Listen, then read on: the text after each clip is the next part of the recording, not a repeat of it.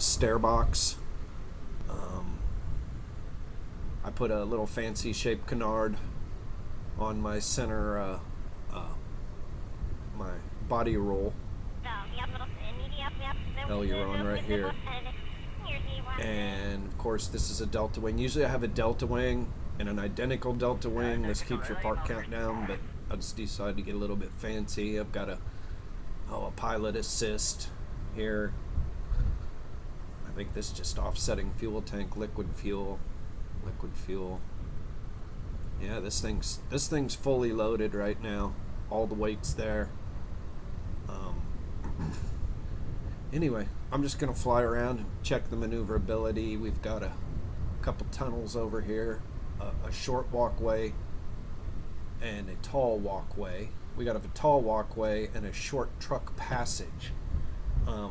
So I'm gonna be flying around Kerbal, trying to come close and not hit things, and I'm going to try to find a balance of speed. I'm not going to be going full all out, but I'm not going to be doing landing approach either. Somewhere in the middle.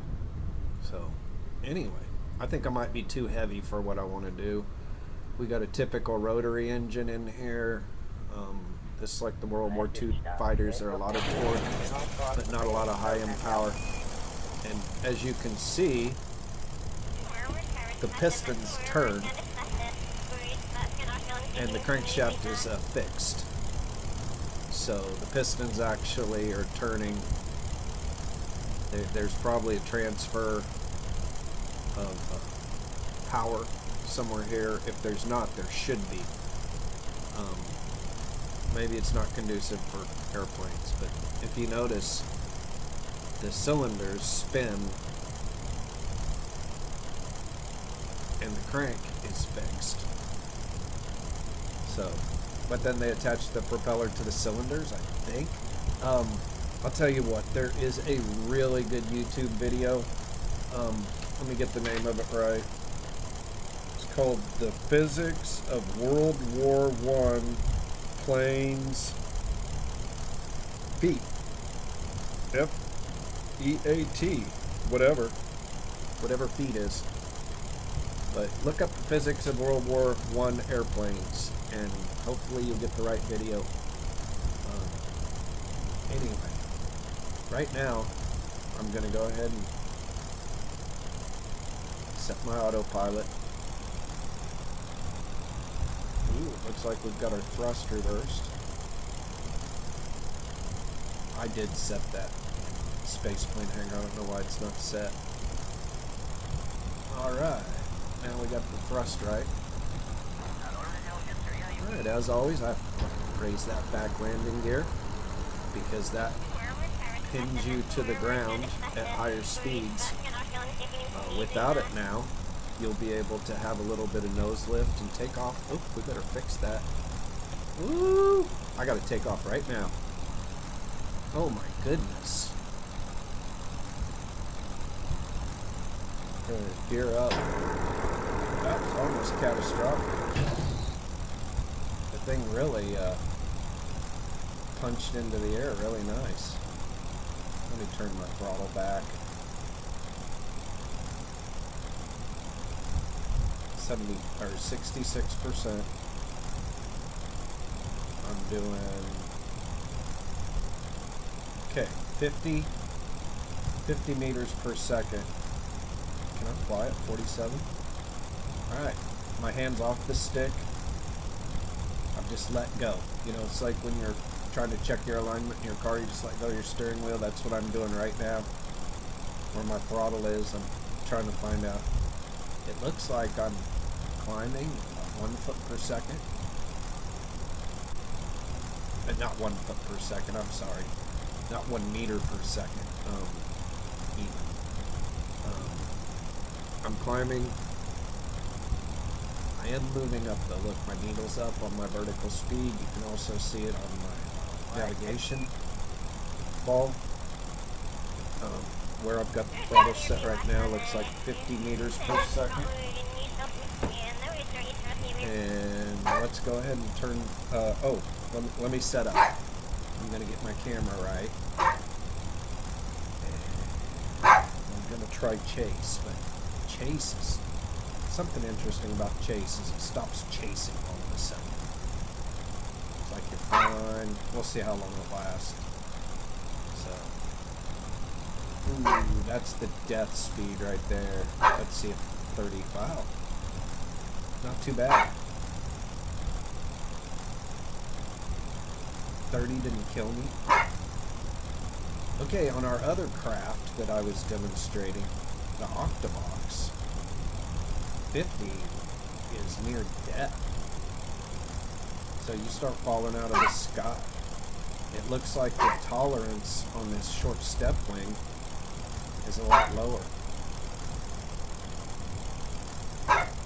Adjustment. I need to be able to see, so I'm going to have to just be a little above and realize. Now my shadow on the ground helps me. And we must realize, and all pilots know this, that if you touch your shadow, you die. The one exception would be landing. You know? But it's really nice if you can see it.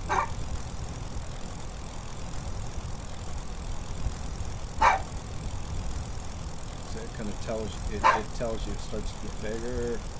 Now this pilot technically can't see his shadow, I'm sure. It's below him. There's the graphics making their adjustment. Once the graphics make their adjustment, and I'd like to talk about this program for a little bit. If your computer isn't very high powered, actually this program will run on it. And especially in the early stages, you can even run it on 32-bit, so you don't even have to have a Windows 10. You can run this on Windows 7, Windows 8. I guess 8's 64, can be 64, right?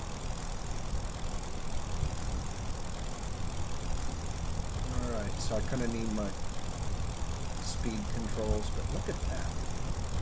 I'm just cruising right along at 50 meters per second. This is... Don't hold me to this. You'll have to actually do the math. But I think it's about 70 miles per hour or 100 kilometers per hour. I don't... 90 knots. 90 nautical miles per hour. Knots drive me crazy. I guess if you're a sailor, maybe it makes sense, but I've never been. I drive land vehicles.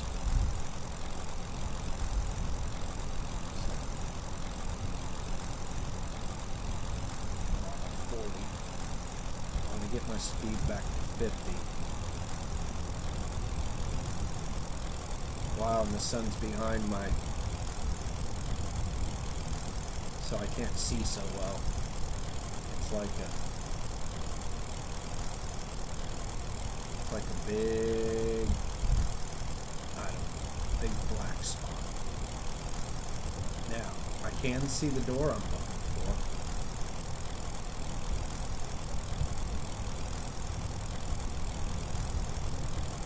But I'm a little bit afraid right now. See that thing ahead of us? I don't think we're going to do it. I think this is a test run.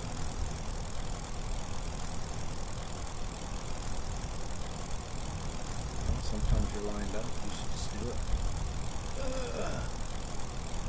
Flying through. Pull up. Turn. And back. And then over. Oh, I did it.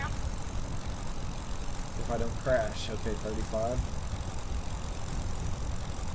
Alright, you'll have to excuse my gut pull if you heard me groan.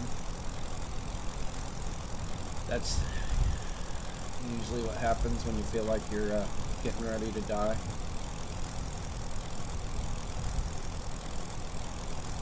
I can't believe I pulled that off. That was the first attempt. This is I've just turned Kerbal on. That was my first attempt.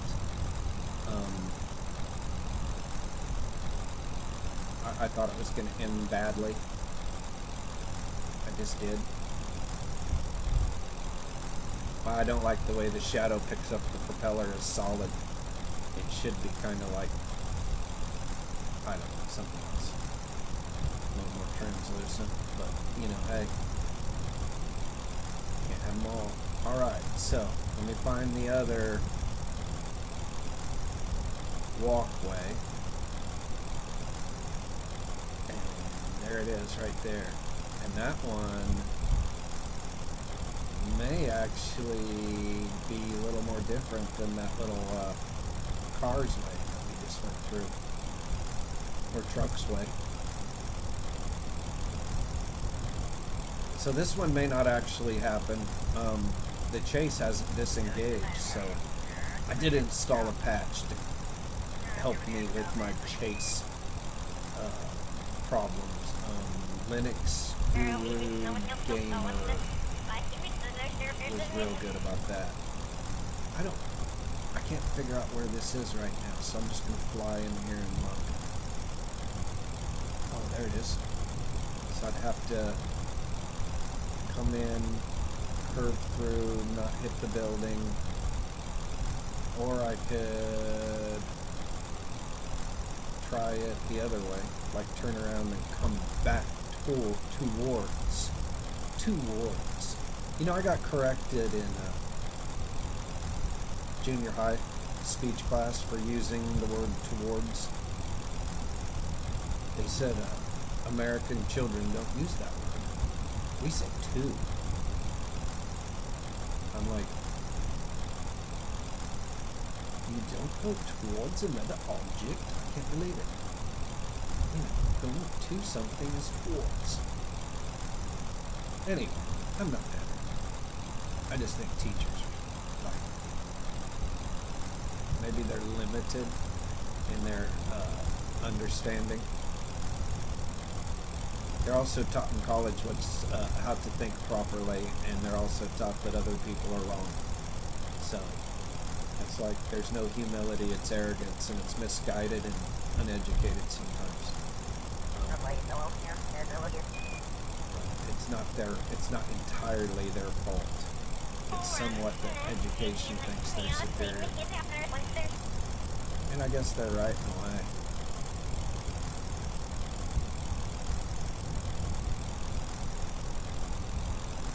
Oh, I can't believe I just did that. Alright. Goodness. So, that was both my features. Wow. Look at my autopilot. Just clicking on those.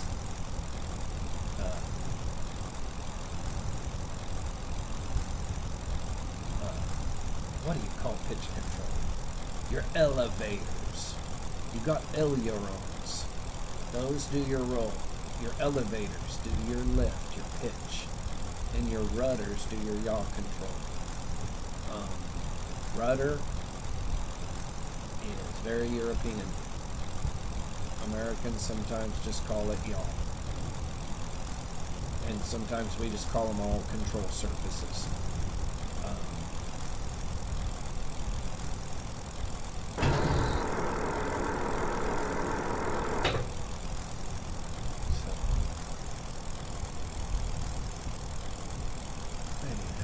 Kill my power now.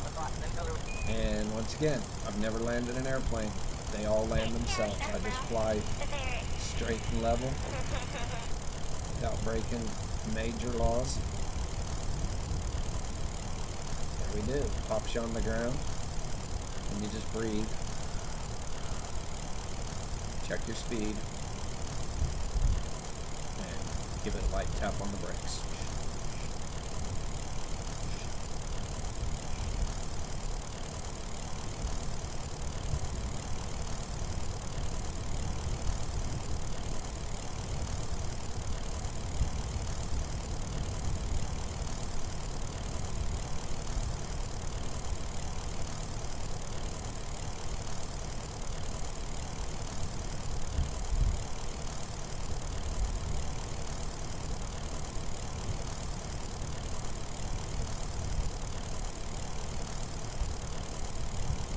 Oh, here we are.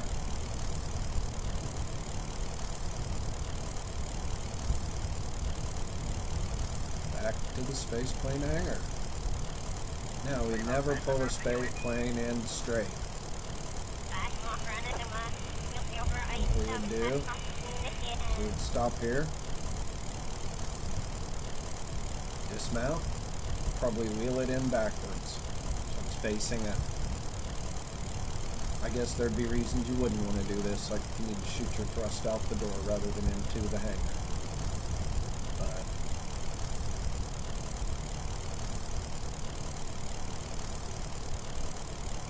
we'll actually just stop here. Shut down engine. We can watch the rotaries come to a stop. Anyway, it's really kind of an evolutionary ingenious idea. Makes a hell of a racket though. Yeah, it's definitely that distinct propeller airplane noise that we're so used to seeing in movies, and not like a Cessna, more like a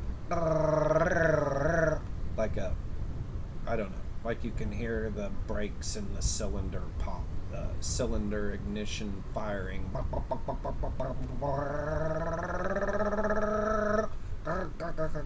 Anyway, what the heck am I doing trying to imitate airplane noises? It's very distinct though, and what's interesting is in light sport aircraft, these engines are actually making a comeback. Everyone likes the Rotax or the one that splits down the middle. It's like a 4-cylinder. I guess you can get 6, but it's like a flat block, splits down the middle, and then it's got air-cooled cylinders in internal sleeves. So the sleeves are like half in, half out of the engine. They air cool. Big problem with that engine is about 1,500 hours in, 2,000 hours, you got to take it apart and rebuild it. And